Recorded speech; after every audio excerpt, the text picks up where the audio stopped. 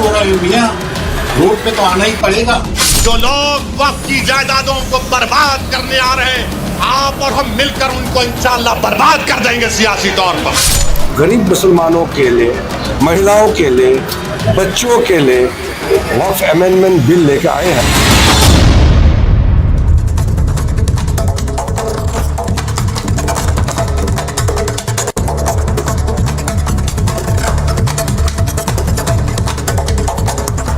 नमस्कार, आपके साथ मैं हूं सुचेता कुकरेती और आप देख रहे हैं अपना फेवरेट शो महाभारत। और महाभारत में आज सीधे सीधे कह रहे हैं कि क्या वक्फ पर आज कयामत की रात है।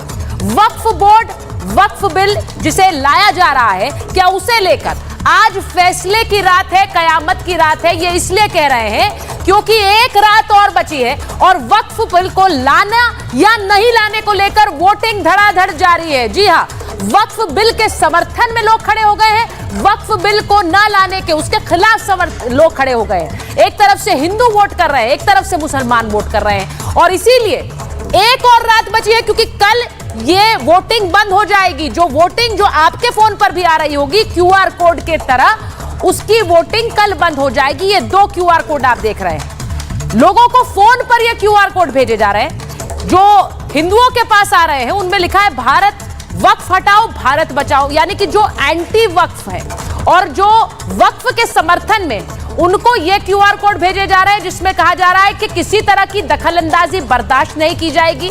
एक क्यूआर कोड हिंदुओं को भेजा जा रहा है, एक मुसलमानों को, एक समर्थन में, एक वक्फ के खिलाफ। और इसके लिए तारीख भी बढ़ाई गई है जो अब एक दिन और है, यानी कि कल ये वोटिंग बंद हो जाएगी। और देखा यह जा रहा है कि पंडालों पर, मस्जिदों पर, हर जगह ये क्यूआर कोड लगा दिए गए हैं।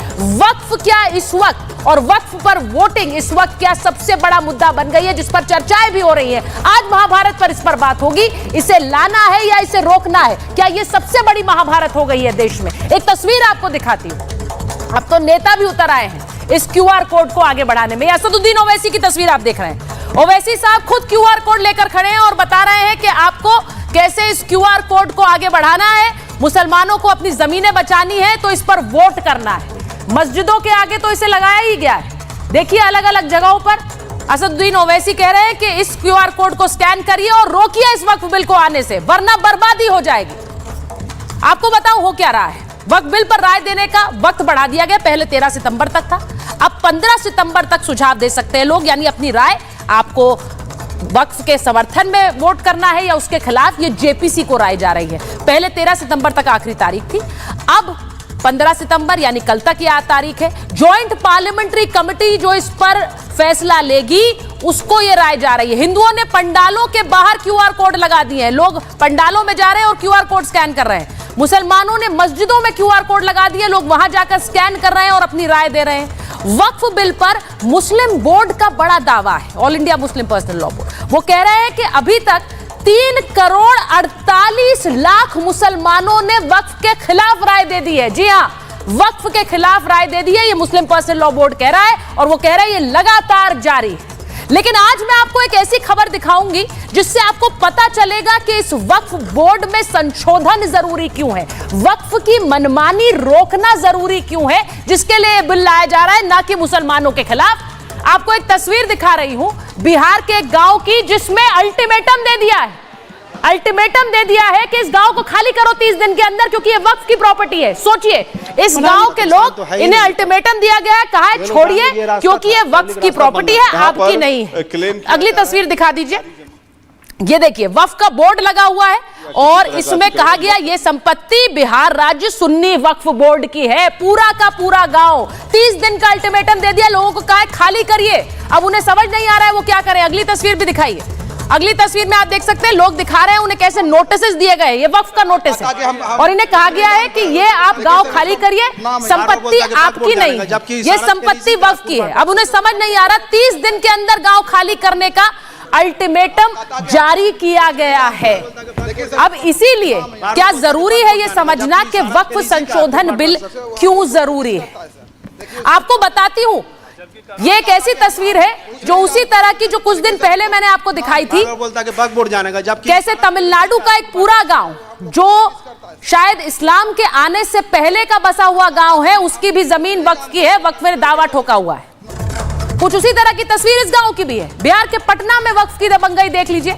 यहां पर गोविंदपुर गांव पर अपना दावा ठोक दिया है और कह रहे हैं कि 30 दिन के अंदर खाली करिए अपना घर, यहां से आपको हटना है क्योंकि यह वक्फ की जमीन है। इस गांव में 90% हिंदू हैं और 10% मुसलमान हैं। अब वक्फ कह रहा है 2023 में वक्फ ने इस पर पहली बार दावा किया था। इसे जरा जल्दी चलाइए। पटना डीएम ने जमीन छोड़ने के लिए कह दिया लोगों को। ग्रामीणों ने आरटीआई लगाई, जवाब भी नहीं आया। फिर आरटीआई लगाई तो अधूरा जवाब आया। इसके बाद वक्फ को नहीं पता कि किसने जमीन दान की है, यानी वक्फ को यह नहीं पता कि उसे दान किसने की है, लेकिन यह पता है कि हमारी है। आरटीआई में दान देने वाले का कॉलम खाली है, वक्फ भी नहीं बता पाया। वक्फ कह रहा 1959 में जमीन रजिस्ट्री कराई थी। अब आप सोचिए 7 ग्रामीणों की पटना हाईकोर्ट में याचिका लगी है। 1910 से जमीन के दस्तावेज इन ग्रामीणों के पास है, लेकिन उनका अधिकार नहीं है क्योंकि वक्फ कह रहा है यह जमीन हमारी है। यह खुलासा इसलिए जरूरी है क्योंकि इनको अल्टीमेटम दे दिया वक्फ ने कि खाली कर दो घर, क्योंकि यह जमीन हमारी है। इसी मनमानी पर रोक लगानी है। लेकिन यहां देश में इस वक्त QR code versus QR code की जंग हो गई है। एक रिपोर्ट आप देख लीजिए, क्योंकि इस वक्फ को ना लाने के लिए धमकियां भी दी जा रही हैं और लोगों से कहा जा रहा है अपना ईमान जगाइए, वक्फ को ना आने दीजिए इस देश में। यह रिपोर्ट देखिए।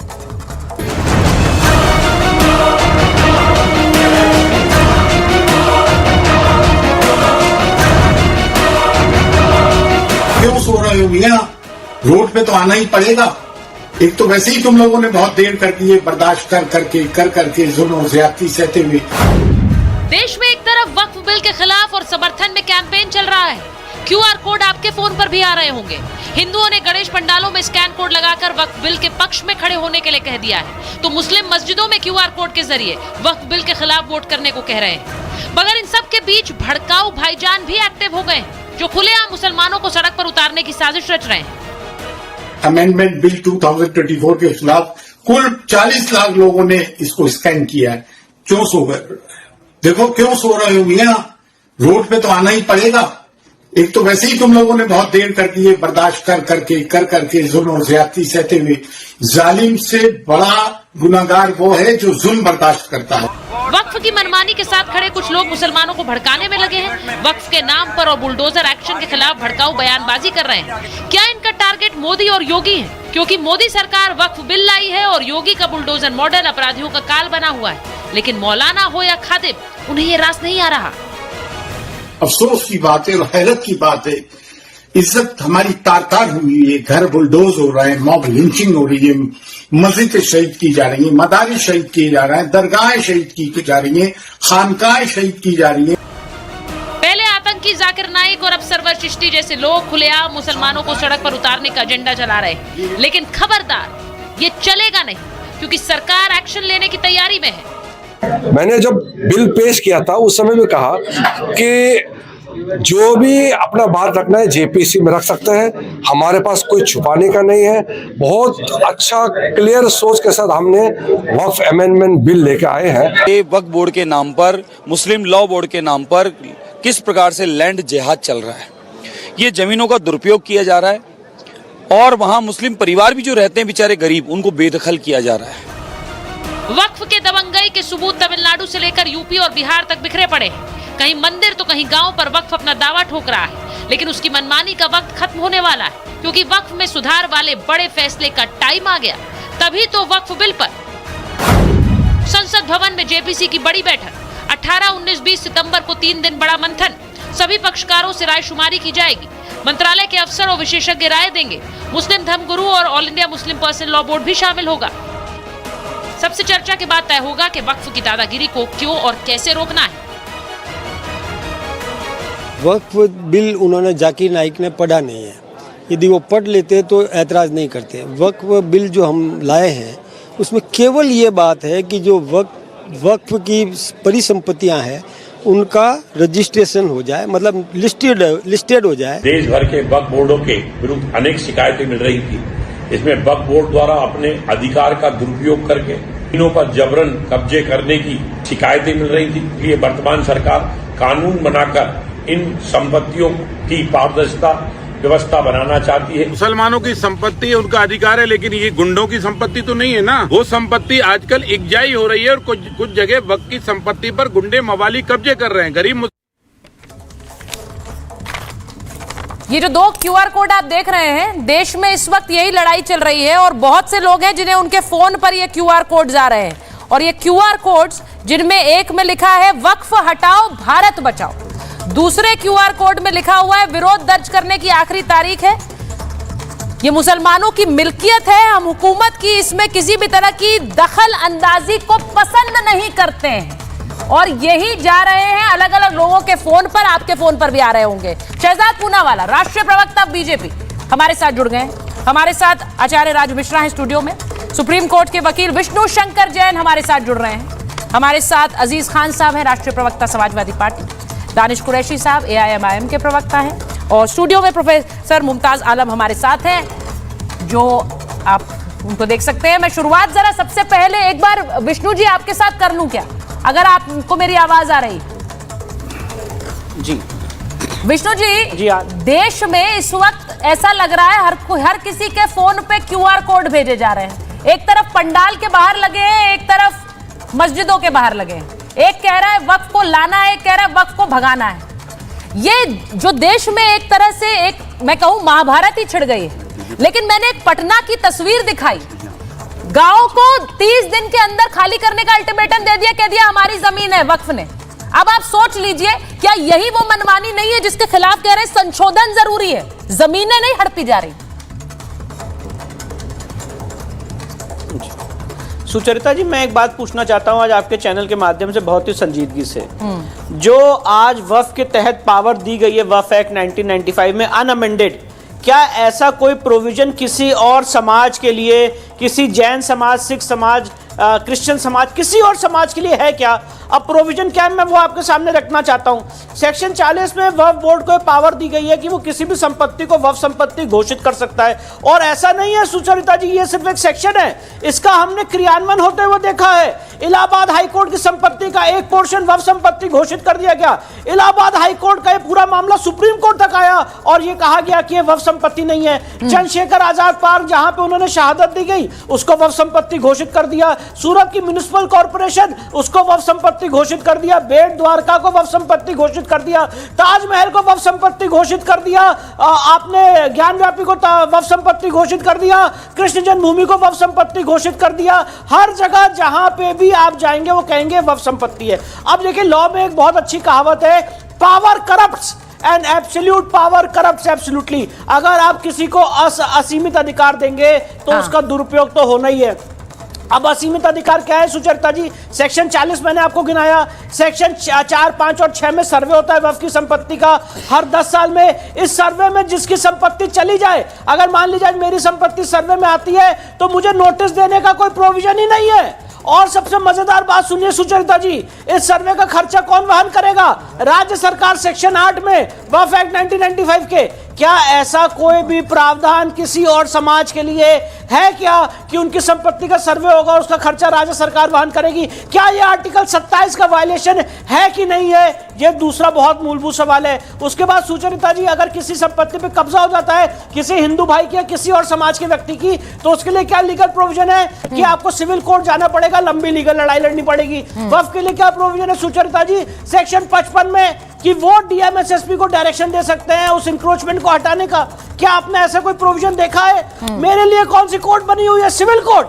और वक्फ के डिस्प्यूट्स के लिए कौन सी कोर्ट बनी? वक्फ ट्राइब्यूनल। नहीं, एक्चुअली यही हुआ है, यही हुआ। मैंने बिहार की ये तस्वीर इसलिए दिखाई क्योंकि इन लोगों को कह दिया गया शहजाद जी कि 30 दिन के अंदर आपको गांव खाली करना है, अल्टीमेटम दे दिया गया। और फिर वो कुछ कर नहीं पा रहे थे क्योंकि वक्फ ने कहा हमारे पास तो इसकी प्रॉपर्टी के कागजात हैं 1959 के, इन लोगों के पास रिसेंट कागजात थे, वो कुछ कर नहीं पा रहे थे। उनको कहा गया कि आप वक्फ ट्राइब्यूनल में जाइए। अब गांव के लोगों को पता नहीं क्या करना है।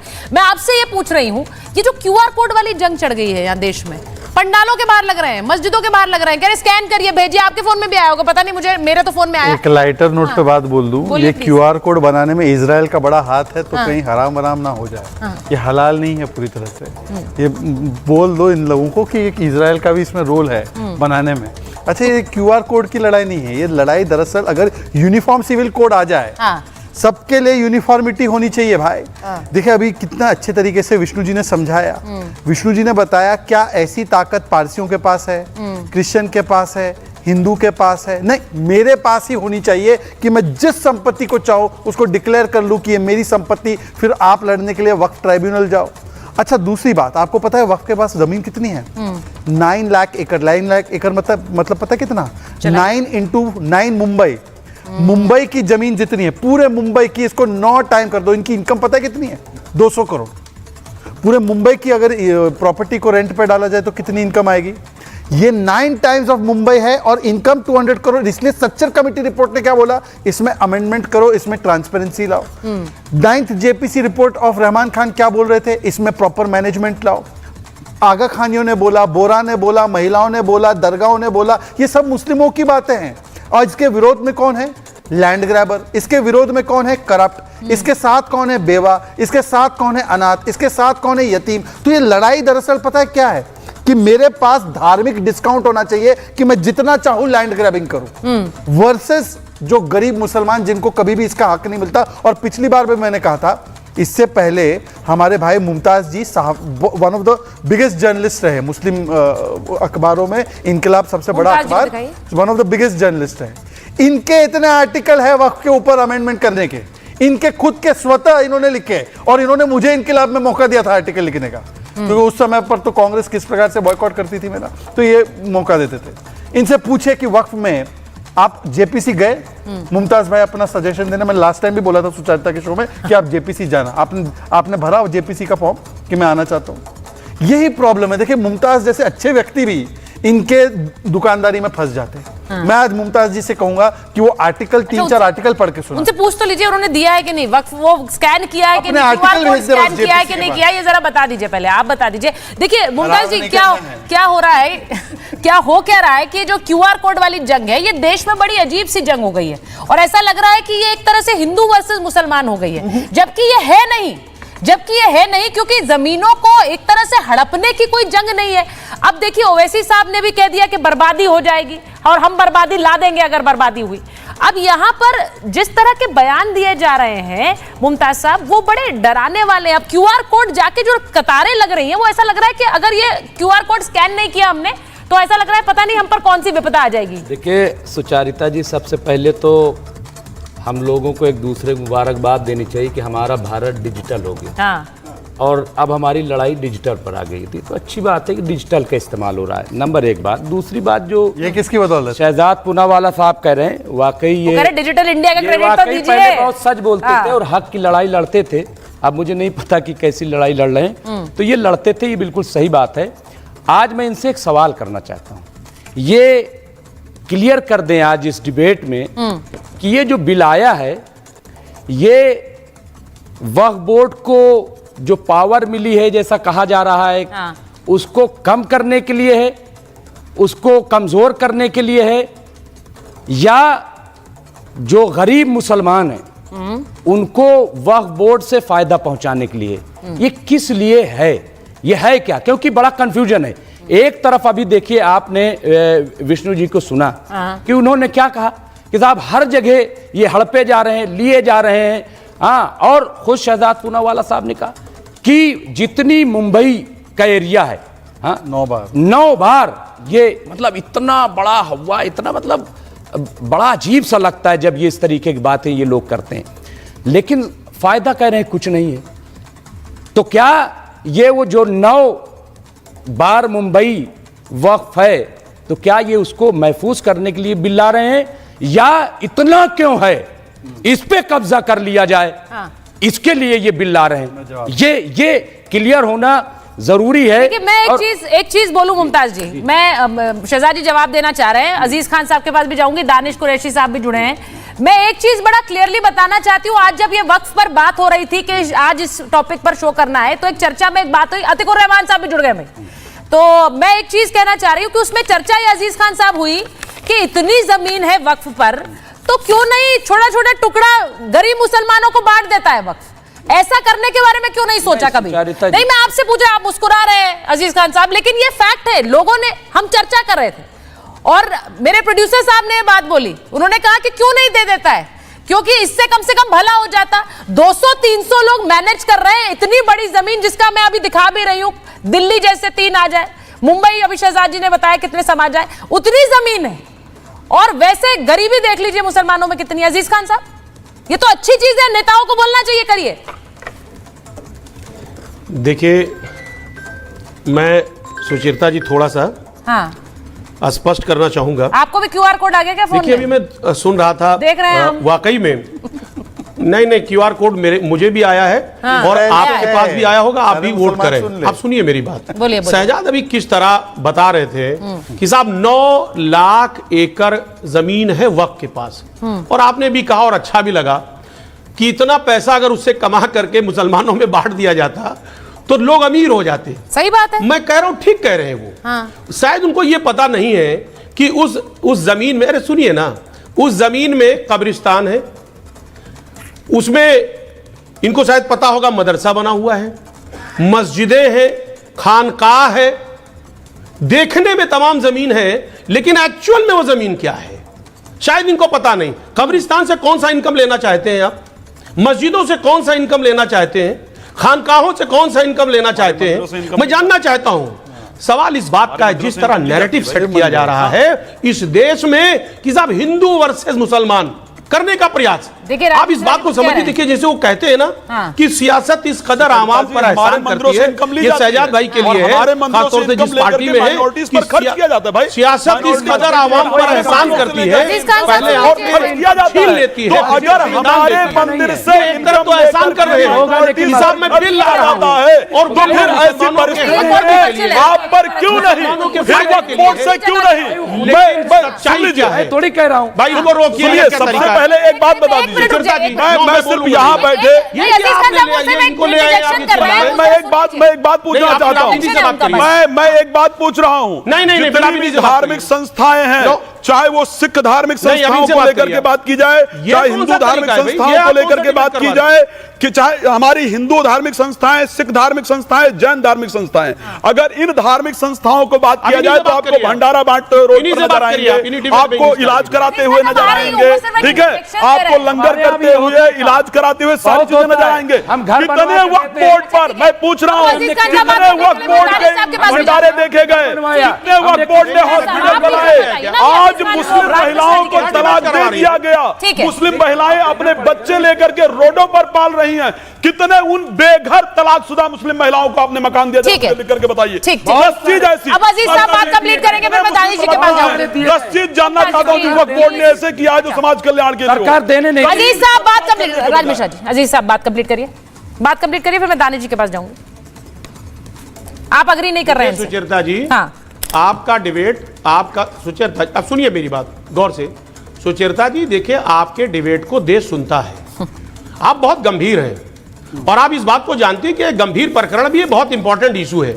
अब इस तरीका चिल्ला के हु हल्ला सब्जी मंडी करके नहीं, उन्होंने हम तो समझी नहीं पाए मैंने भी बोला है किस तरीके से ये बात कर रहे हैं। हु हल्ला कर रहा हूं पंडित जी, आपको मेरा हु हल्ला दिखाई दे रहा है? देश में हु हल्ला हो रहा है, वो तरीका पर मुसलमानों बाहर निकल जाओ, तुम्हारी मस्जिदें छीनी जा रही हैं, वो हल्ला आपको नजर नहीं आ रहा है? जब संसद के अंदर एक व्यक्ति फिलीपींस के नारे लगाता है, फलस्तीन के नारे लगाता है, वो हल्ला आपको नजर नहीं आता? आप बुला के डिबेट करवा रही हैं। ठीक है, ठीक है, बोलिए। एक ब्राह्मण बोल दे, एक सनातनी बोल दे, तो हो हल्ला हो क्या? उनको भी तो अजीज खान साहब, देखिए, ये आप सेंटिमेंट समझिए इस वक्त क्या हो रहा है। नहीं, आप मत चिल्लाइए, और मैं नहीं चाहती कोई भी चिल्लाए, कोई भी नहीं चिल्लाए। बात ठीक जानी चाहिए। ये बहुत गंभीर चर्चा है, देखिए, ये बहुत गंभीर चर्चा है, क्योंकि मैं वो बता रही हूँ जो इस वक्त देश में हो रहा है। हर कोई डिस्कस कर रहा है। क्यूआर कोड आया आपको, ये वाला दिखाना, ये वाला आया है, ये बात हो रही है। इस वाले क्यूआर कोड में क्या लिखा है? देखिए सर, ये हो रहा है इस वक्त देश में, और एक दिन बचा है, 2 दिन एक्सटेंड कर दिया है, क्योंकि रिस्पांस जेपीसी को इतना आ रहा है, 2 दिन एक्सटेंड कर दी गई डेट, 15 तक आप दे सकते हैं अब राय। आप बात कंप्लीट कर लीजिए, फिर मैं दानिश जी के पास जाऊं। देखिए सुचेता जी, इस गंभीर प्रकरण को ऐसे लोग जैसे बैठे हुए बात कर रहे हैं, ऐसे लोग उसको दबाना चाहते हैं, वो नहीं चाहते हैं। ये तो सही नहीं है राजेश साहब, वो आप अजीज साहब, now you are commenting on a guest नहीं चाहते हैं। आप मेरे कहीं ना कहीं ये राज मिश्रा जी, एक मिनट, राज मिश्रा जी प्लीज, पक्ष लें और हम राज मिश्रा जी, मेरी आपसे रिक्वेस्ट, हम नहीं बोलेंगे, आप इन्हीं से बोलवाइए। अजीज खान साहब, देखिए, ऐसे वैसे गेस्ट ये सब बोलना मत, अवॉइड करिए ना, इस तरह किसी भी मेहमान पर आप कमेंट नहीं कर सकते। राज मिश्रा जी, मेरी रिक्वेस्ट है आपसे, क्या करें भाई, एक मिनट, तो मैं बोल रही हूँ ना, आपका पक्ष मैं रख रही हूँ, आप मेरे मेहमान हैं, मेरे किसी भी मेहमान के बारे में ऐसी बात नहीं हो सकती, अजीज खान साहब के बारे में भी नहीं हो सकती है। ऐसे वैसे जैसे शब्दों का इस्तेमाल मत करिए अजीज खान साहब, दैट्स नॉट नाइस। सब मेहमान मेरे सम्मानित मेहमान होते हैं जिनको भी मैं इनवाइट करती हूं। अजीज खान इनके तिलक को देखकर चिढ़ गए।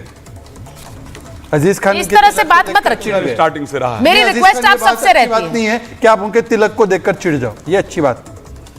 अब मैं एक बार दानिश कुरैशी साहब के पास जा रही हूँ। दानिश साहब आपके जो देखिए सुचरिता, हाँ नहीं, समाजवादी पार्टी चिढ़ती क्यों है तिलक? चलिए आप उन्हीं से बुलवाइए, मैं नहीं बोल पाऊंगा। नहीं, अब अजीज खान साहब चिढ़, अब आप नाराज मत हो जाइए, नाराज मत हो जाइए। वैसे ही एक बयान को लेकर आपके नेता और पार्टी को घेरा जा रहा है, मठाधीश वाला बयान, आप जानते हैं उस पर अभी तक रिएक्शंस आ रहे हैं, अभी तक रिएक्शंस आ रहे हैं। मैं उस पर नहीं जा रही हूं, लेकिन इस तरह के बयानों का मतलब नहीं है कि लाइन लिख के किसने दी। देखिए यहाँ पर हो हल्ला हो रहा है, लाउड स्पीकर पर कुछ बोल दो तो हो हल्ला नहीं है, जाकिर नायक हो हल्ला नहीं है, पर यहाँ पर एक पंडित जी बैठे हैं, अपना पक्ष रख रहे हैं, बता रहे हैं जो फैक्चुअल सिचुएशन है, तो ये हो हल्ला है, मठाधीश माफिया है, ये गलत तरीका है। हम हिंदू समाज को इस प्रकार से फोबिया का शिकार नहीं कर सकते। ये बांग्लादेश थोड़ी है भाई, ये भारत है। ये जो डिबेट जिहाद शुरू हो गया ना कि मैं डिबेट पैनलिस्ट को तिलक लगा के आया तो मैं उसको टारगेट करूंगा, ये बहुत गलत प्रवृत्ति है। अच्छा, अब आप एक और नया नाम दे दीजिए ऐसे। अब एक और डिबेट आप ही शुरू कर देंगे आशा दास जी भी चिल्लाए उन पे, आप एक और डिबेट शुरू कर देंगे। दास जी भी चिल्लाए उन पे, नहीं असद साहब की, असदुद्दीन ओवैसी की तस्वीरें दिखाइए जरा, और दानिश साहब के पास जाऊंगी मैं। असदुद्दीन ओवैसी की तस्वीरें स्क्रीन पर रखिए, क्योंकि वो QR कोड लेकर बाकायदा खड़े हुए हैं और देखिए बोल रहे हैं वोट करिए, आपको भेजना है। ये आपके नेता के बयान है दानिश साहब, वो कह रहे हैं कि अगर ये QR कोड स्कैन नहीं किया तो देख लीजिए बर्बादी आएगी इस देश में, और फिर अगर बर्बादी आई तो हम बर्बाद कर देंगे। ये वाले बयान आ रहे हैं ओवैसी साहब के। अब ये देखिए तस्वीरें भी आ रही हैं उनकी, वो QR कोड के सामने खड़े हुए हैं। अब लोगों को क्या लगता है, जब एक तरह की मुहिम शुरू हो जाती है तो दूसरे लोगों को लगता है हमें भी मुहिम शुरू करनी है। वहां भी रिवर्स मुहिम शुरू हो गई है देश में। दानिश साहब देखिए सुचारिता, मेरी गुजारिश है आपसे कि मैं किसी के बीच में नहीं बोला और 23 मिनट तक मुसलसल सुन रहा हूं। मेरी बात बहुत अच्छे से आ जाए, कोई भी बीच में इंटरप्ट ना करे। किसी को परेशानी हो तो मेरी बात खत्म हो जाने के बाद करे। सबसे पहले मैं शुरुआत करता हूं, जैन साहब ने जो बात कही, जैन साहब या तो मुझे लगता है कि कानून के अज्ञानी हैं, पूरे ज्ञानी नहीं है, या तो फिर वो झूठ और फरेब फैला रहे हैं। मैं आपको बता दूं, इस देश में हिंदू एंडोमेंट एक्ट भी है कर्नाटका के अंदर में, जिसके अंदर में स्पेशल पावर्स और वक्फ से भी ज्यादा पावर्स है, जिसके अंदर में इंक्रोचमेंट के पावर्स हिंदू एंडोमेंट एक्ट के मुताबिक मिले हुए हैं। और वक्फ की अगर बात की जाए तो वक्फ के पास एनक्रोचमेंट के पावर्स नहीं है। ये डिफरेंसेस है। इसलिए पूरे देश को जैन साहब जो गुमराह कर रहे हैं, मैं पूरे देश को ये बताना चाहता हूं कि ये जो जैन साहब है ये बिल्कुल झूठी और फरेबी बात कर रहे हैं। अगर आपको रिसर्च करना है तो हिंदू एंडोमेंट एक्ट जो है आप गूगल डालेंगे तो सारी चीजें निकल के आ जाएंगी। तो ये देश में फरेब फैलाने का काम सबसे पहले तो जो अधिवक्ता है इनको नहीं करना चाहिए, जो देश में अराजकता का वातावरण बनाने की कोशिश कर रहे हैं। दूसरे नंबर पे बात हम कह रहे हैं कि भाई बात आई है QR कोड की। QR कोड जो है वो हमने हमारी बात रखी है। ये सारी लड़ाई जो है जमहूरी तौर पे सरकार की, केंद्र सरकार की और मुसलमानों के बीच में है। अब इसमें संघ परिवार कूदता है, उसके बाद विष्णु शंकर जैन जैसे लोग कूदते हैं और तमाम लोग कूदते हैं। अरे उनका तो पक्ष बनता ही नहीं है, उनका ओनस ही नहीं बनता। ये जो पूरा मामला है इसका प्रपोजल केंद्र सरकार लेके आई है। ये हिंदुओं से छीन के या हिंदुओं को देने का तो बात ही नहीं है, ये बात मुसलमानों की और सरकार की थी। बीच में ये कूद के ये एस्टैब्लिश करना चाहते हैं कि देश में विभाजन की राजनीति इसी तरह से चलेगी। तो मैं ये कहना चाहता हूं, दानिश साहब आपने झूठ का आरोप लगा दिया, वो जवाब देंगे फिर। कहा है कि ये लड़ाई, आप कह रहे हैं वो झूठ फैला रहे हैं। मैंने एक सिंपल सा सवाल पूछा था अजीज खान साहब से भी, मैं उस सवाल को एक बार बोलकर फिर विष्णु जी आपके पास जवाब के लिए आ रही हूँ। मेरा सिर्फ ये मानना है कि जब इतनी जमीन वक्फ बोर्ड के पास है, उसे मैनेज करने वाले कितने लोग हैं सर? उसे मैनेज करने वाले कितने लोग हैं? हम रेलवे सेना की बात करते हैं, उसे मैनेज करने के लिए तो लाखों कर्मचारी हैं। यहाँ वक्फ बोर्ड को मैनेज करने के लिए कितने हैं? चुनिंदा कुछ सैकड़ों लोग, और वो मैनेज कर रहे हैं। इतने लाख, इतने मुसलमान हैं, गरीब मुसलमान हैं, उनको बांट दीजिए जमीन। आम आदमी तो यही पूछेगा। आम मुसलमान को ये पता भी नहीं है कि ये वक्फ को, सर मैं एक बात, एक मिनट मुमताज जी, आम मुसलमान को वक्फ बिल के बारे में जानकारी भी नहीं थी, और ये उनको ये भी नहीं पता है कि वक्फ से लेकर ये जो पूरा विवाद है, ये वक्फ ने कब इतनी जमीन का मालिक वक्फ बन गया, उन्हें पता भी नहीं है। वो भी ये देख रहे हैं कि वक्फ इतनी बड़ी जमीन का मालिक है देश में, लेकिन हमें पता नहीं था हमारे लिए क्या किया। ये सवाल तो पूछ रहे, विष्णु जी जवाब दे दीजिए उनका। दानिश जी का। आ रही हूँ। देखिए, मैं ये बताना चाहता हूं, ये वीडियो यहाँ पे प्ले नहीं कर रहा हूं, सिर्फ दिखा रहा हूं जी। ये जज साहब हैं हमारे मध्य प्रदेश हाईकोर्ट के आलूवालिया साहब। इन्होंने तो मेरी लीगल नॉलेज पे बहुत बड़ा डाउट क्रिएट कर दिया जब ये माननीय जज साहब कह रहे थे कि ये कैसे वफ हो सकती है, आप किसी को भी वफ डिक्लेयर कर देंगे। तो क्या आपने उनकी नॉलेज पे सवाल किया था? आज यहाँ पे दानिश भाई कुछ भी बात कह सकते हैं कि हम झूठ फैला रहे हैं। दानिश भाई के पास कोई पॉइंट ही नहीं है, कोई तर्क ही नहीं बताने के लिए। सुचरिता जी, मैं एक बात पूछना चाहता हूँ, इन्होंने देखिए एक बात होती है तर्क और एक होता है कुतर्क। अब देखिए बीच में कौन बोल रहा है? हिंदू अब बीच में कौन बोल रहा है? बीच में नहीं बोला। अभी किसी ने कहा कि मेरे बीच में कोई ना बोला, और फिर बीच में कौन बोलना शुरू हुआ? नहीं, बोलिए विष्णु जी, आप बोलिए ना। आपने पूछा है ना, मैं झूठ विष्णु जी आपसे नहीं कह रही हूँ, मैं दानिश साहब से कह रही हूँ। देखिए हिंदू बोलिए आप बोलिए। मैं भी दानिश जी को ही कह रहा हूँ। हाँ बोलिए। मैं ये कह रहा हूँ सुचरिता जी, ये बताइए कर्नाटका एक्ट 1997 में क्या लिखा है? इन्होंने पढ़ा भी नहीं होगा। वो 35,000 मंदिर एक्वायर कर रहा है। स्टेट गवर्नमेंट 35,000 मंदिर एक्वायर कर रही है, और हमारे मंदिर उनके एक्विजिशन में पुजारी कैसे नियुक्त होगा, इतना सारा झूठ, ये डिसाइड किया जा रहा है। और वो, अरे भैया एक मिनट, आप ऐसे बीच में कैसे इंटरप्ट कर सकते हैं? अब आप उस ऐड को कह रहे हैं कि ये हिंदुओं को पावर देता है। मेरा तो दिमाग नहीं समझ में आ रहा है कि कहां से कानून पढ़ के आए हैं, भगवान जाने इनको। और कहा कि हिंदुओं को पावर दी जाती है उस ऐड के तहत इनको हटाने की। बताएं कौन सा सेक्शन है? मत करिए। कौन सा सेक्शन है हिंदू एंडोमेंट एक्ट कर्नाटका में जो हिंदुओं को पावर देता है इनको हटाने की? सुचरिता जी नहीं बता पाएंगे। ये सारी बात शोर शराबे में रह जाएगी। देखिए, मैं इस बात की पक्षधर हूँ, पॉइंट नंबर 2, मैं इस बात की पक्षधर हूँ कि अपनी अपनी बात एक एक करके कहे। नहीं Danish ji, this is very bad. Danish ji, आपने शुरू में मोनोलॉग इसी बात से शुरू किया कि मैं बोलूंगा, कोई नहीं बोलेगा, बात आराम से जानी चाहिए, फिर आप दूसरे को बोलने नहीं देते हैं। सुनिए, दिस इज नॉट राइट। उन्होंने बोल लिया, अब नहीं, उन्होंने बोला नहीं है। आपके तो बोलने का खत्म करने का इंतजाम किया उन्होंने। ये देख लीजिए, यहाँ पर अब वो कह रहे कब्जा कर रहे हैं। जैसे यहाँ डिबेट कब्जा करने का प्रयास किया जा रहा है, इसी प्रकार इस देश की जमीनों कब्जा करने का प्रयास किया जा रहा है। ये यहाँ डिबेट कब्जा करने का प्रयास है, ये भी एक प्रकार का जिहाद है। ये डिबेट जिहाद है जिसको लोग करने का प्रयास कर रहे हैं, और ऐसे ही जमीनें कब्जा करते हैं। विष्णु जी और अतिकुर रहमान साहब को ले लीजिए। जानते ही नहीं हो विष्णु जी और अतिकुर रहमान साहब, आप तो एक मिनट, विष्णु जी कंप्लीट करेंगे। भाई देखो यहाँ ना, ये देखो बैठे हुए हैं। विष्णु जी और अतिकुर रहमान साहब, एक मिनट, विष्णु जी बोलिए, कंप्लीट कर लीजिए पहले। एक एक करके बोलिए।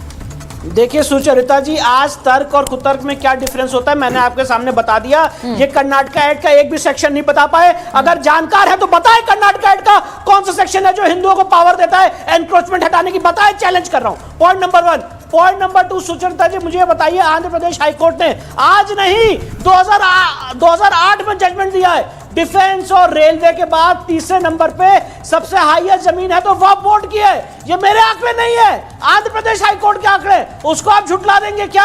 और उसके बाद सुचरिता जी मुझे आप ये बताइए, मैंने इनके सामने सारे संवैधानिक प्रोविजन और वफ एक्ट के जितने प्रोविजन है वो बताए हैं, उसका कोई जवाब है क्या? सेक्शन 40 का जवाब है क्या? सेक्शन 8 का जवाब है क्या? सेक्शन 55 का जवाब है क्या? मैं अतिकुर रहमान साहब के पास जा रही हूं सर, बनेगी सुचरिता जी, उसके बाद मैं वापस स्टूडियो में आऊंगी। 323A और 323B का मर्डर करते हुए आर्टिकल 323A और B में लिखा हुआ है कि किस मामलों पे कोर्ट बन सकती है, वह उसमें फॉल नहीं करता है। देखिए, मैं एक चीज कहूंगी कि अभी जो ताजा जो एक विवाद हुआ जो शिमला में हुआ, संजौली में हुआ, संजौली में जो विवाद हुआ अतिकुर रहमान साहब, वहां पर भी मामला यही आया कि वो जमीन वक्फ की थी, फिर वहां पर कैसे अतिक्रमण हो गया, बढ़ा दिया गया, फिर यह प्रस्ताव आया कि हम खुद हटा देते क्योंकि मामला बड़ा हो गया। अब आप सोचिए, इसीलिए ये तो ताजा उदाहरण है वक्फ का, और बहुत से ऐसे मामले हैं। मैं पटना की बात बता रही हूं, आप कांग्रेस वाली लाइन में ले आइए शहजाद। नहीं, कांग्रेस का उदाहरण है, वरना बोलेंगे भाजपा वाले अनिरुद्ध सिंह को भाजपा वाला ना बोल दे। शिमला में भाजपा ने नहीं, कांग्रेस ने उठाया इसको। अब आप कांग्रेस कैसे? अब अतिकुर रहमान साहब जरा बताइए, ये मैं इसलिए कह रही हूं क्योंकि देश का एक बड़ा तबका ये भी सोचता है कि वक्फ बिल में संशोधन जरूरी है, वो राय भी इंपॉर्टेंट है। इसीलिए ये क्यूआर कोड वाली जो जंग है जिसकी हम बात कर रहे हैं वो चल पड़ी है। लोगों को लगता है कि एक ऐसी जमीन, इतनी ज्यादा जमीन एक बोर्ड के पास है जिसके बारे में जानकारी नहीं है, जिस बोर्ड के बारे में कितने लोग हैं जो उसे मैनेज कर रहे हैं, जरा आप ये बता पाएंगे हमारे दर्शकों को? तकरीबन 10 लाख एकड़ जमीन है और कितने लोग मैनेज कर रहे हैं उसे?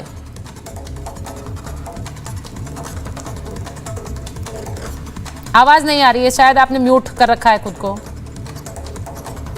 रहमान साहब, नहीं आ रहा ऑडियो। QR कोड ऑडियो नहीं आ रहा आपका। मैं वापस आती हूँ अतिक रहमान साहब, I think there some problem. हाँ, एक वाक्य केवल कहना हाँ, चाहता हूँ, हर जगह आपने कई बार जी आप ही को जवाब आप ही को देना है। ये सब जगह आरएसएस ओमान, सऊदी, ईरान, कहीं पर भी ऐसा कानून नहीं है जैसा कानून भारत में इन लोगों ने बनाया। अच्छा, कांग्रेस ने दो तरीके के कानून बनाए 90s में। एक कानून ऐसा बनाया कि सुचरिता अपना प्लेस ऑफ वर्शिप भी क्लेम नहीं कर सकती, और दूसरा ऐसा कानून बनाया कि मुमताज को जो पसंद आए, जो आपको पसंद हो, वक्त डिक्लेयर करो और ले लो।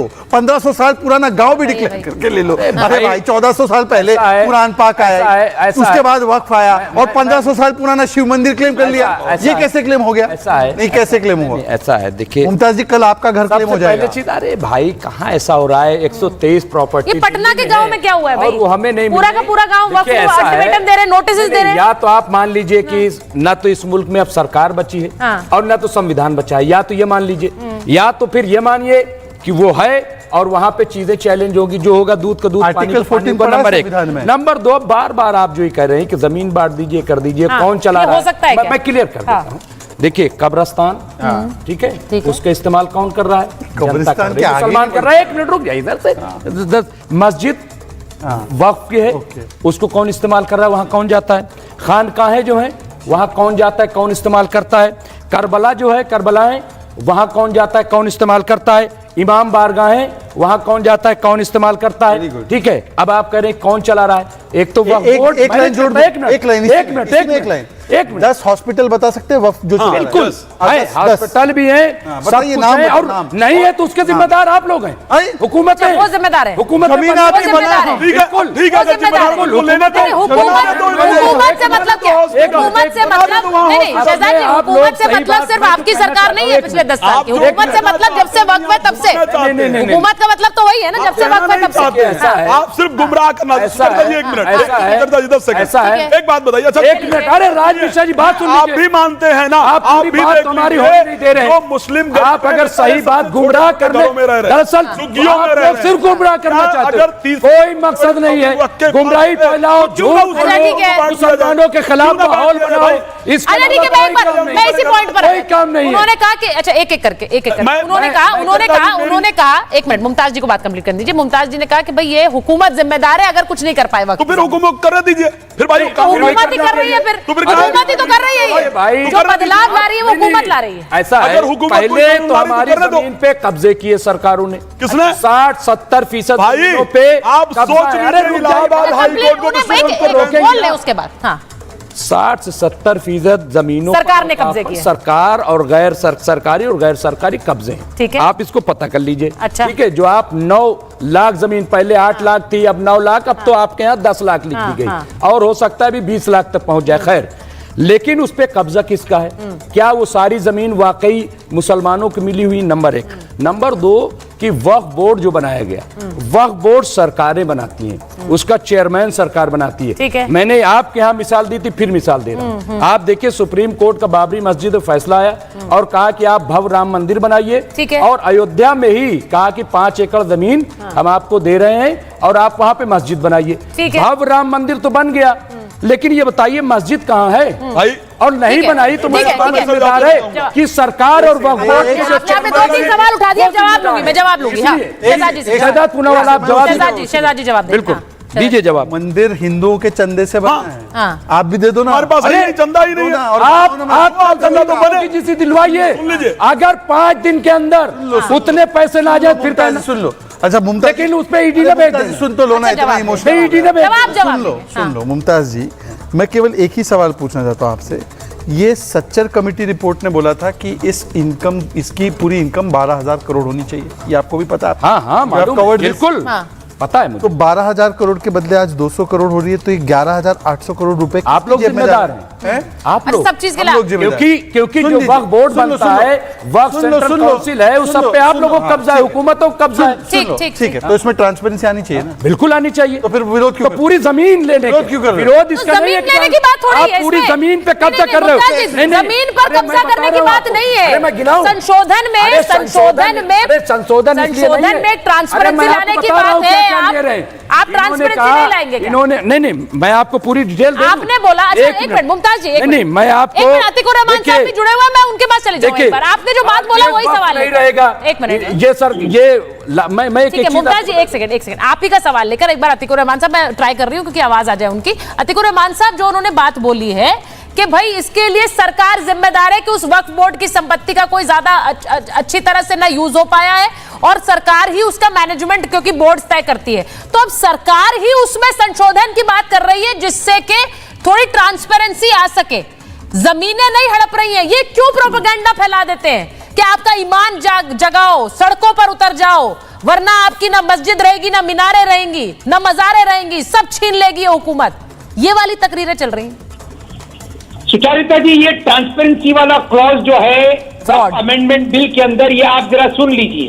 आप सुन पा रही है मुझे? हाँ जी बिल्कुल सुन पा रही। और चाहूंगा कि शहजाद इसको स्किप ना करे और इसका जवाब दे। नो सूट, अपील और other proceeding for the enforcement of any right on behalf of the works which have not been registered shall be instituted, commenced, heard, tried or decided by any court after 6 months of the commencement of 2024 WAF amendment. ठीक है। अब शहजाद साहब आप मुझे बताइए, क्या ये arbitrary नहीं है? जल्दी से जवाब। क्या ये डेमोक्रेटिक है? जवाब दे दीजिए। क्या ये ट्रांसपेरेंसी लाने की तरफ? हाँ जवाब दे रहे हैं मैं, बस समय बहुत कम है। हाँ ये सुन तो पा रहे हैं परंतु समझ नहीं पा रहे। ये बोलते थे कि सीए में नागरिकता छिन जाएगी। 6 महीने पहले सुचारिता आपके साथ यही ऐसे कागज लेकर आते थे और पढ़ते थे, ओहो नागरिकता छिन जाएगी हमारी, नागरिकता छिन जाएगी। कितनी नागरिकता छिन, पहले उसका हिसाब दो, पहले उसका हिसाब दो कि कितनी नागरिकता आसाम में। क्या आप झूठ बोलते हैं? क्योंकि आप झूठ बोलते हैं भाई, क्योंकि आप शुद्ध रूप से झूठ बोलते हैं, शुद्ध झूठ बोलते हैं आप शुद्ध झूठ बोलते हैं, आप केवल झूठ बोलते हैं। नागरिकता कितनी छिनी मुसलमानों की वो बताओ पहले। और सबसे बड़ा डर यही है कि एक सीए जैसा आंदोलन इस देश ने देखा जिसमें यह कहा गया कि आपकी नागरिकता छिन जाएगी, इसलिए सड़कों पर उतर जाओ। लोग सड़कों पर उतर गए, लेकिन नागरिकता छीनने का कानून नहीं था। ये तो देश ने देख लिया, वो कानून आ भी गया।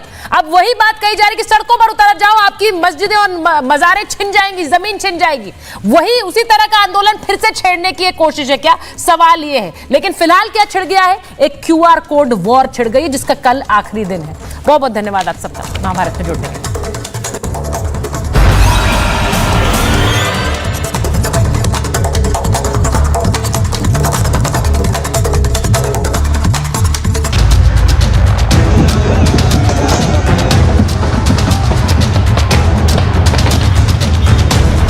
बारिश के बीच सीएम भगवंत मान हो, झूमते सांसद संजय सिंह या आपके कार्यकर्ता हो, सभी के चेहरे पर खुशी साफ दिख रही थी।